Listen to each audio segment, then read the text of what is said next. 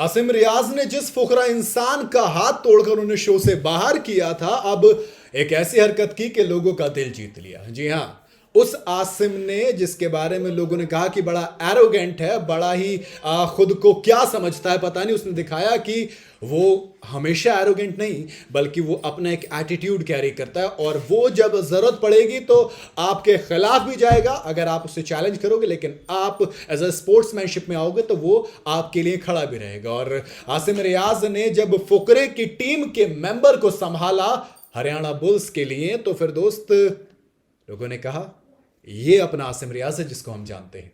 दरअसल आपको याद होगा पहले एपिसोड के अंदर फुकरा इंसान और आसिम रियाज इन दोनों के बीच में काफी तगड़ी लड़ाई हुई थी और लड़ाई के बाद फिर जब गब्बर यानी कि सुपर मेंटोर ने बैटल ग्राउंड्स में मौका दिया तो आसिम ने खुले तौर पर सीधा सीधा फुकरे को चैलेंज कर दिया और चैलेंज के साथ ही कहा कि चलिए अब जरा देखते हैं किसमें कितना दम है।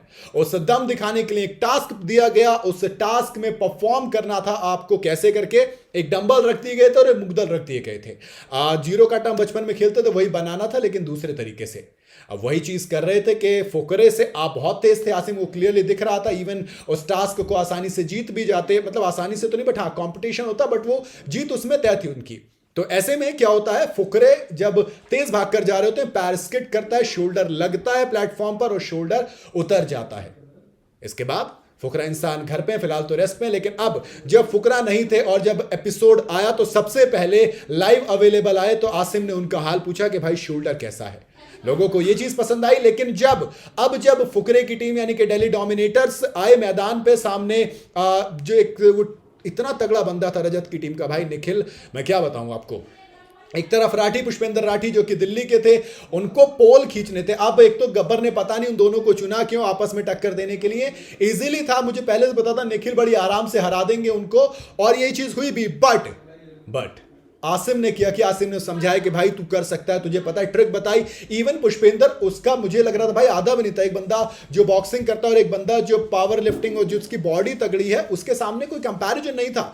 बट स्टिल आसिम ने एक टेक्निक बताई, उस टेक्निक का इस्तेमाल किया गया, गेम को आगे भी लेके गए। हालांकि जीत नहीं सके, लेकिन पुष्पेंद्र राठी को इतना कंपटीशन देने के लिए, टेक्निक बताने के लिए आसिम का रोल कहीं ना कहीं था उसमें। और जिस तरीके से आसिम ने राठी का सपोर्ट किया, लोगों का दिल जीता उसने।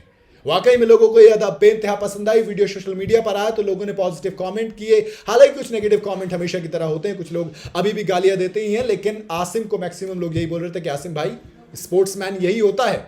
जो हुआ वो बात की बात थी, वो कंपटीशन था, हीट ऑफ द मोमेंट थी। बट जब आप गेम में होते हो या जब दिन खत्म होता है तो आप सिर्फ और सिर्फ दोस्त होते हो, इससे अलावा कुछ नहीं होते। और यही चीज आपको समझनी भी चाहिए।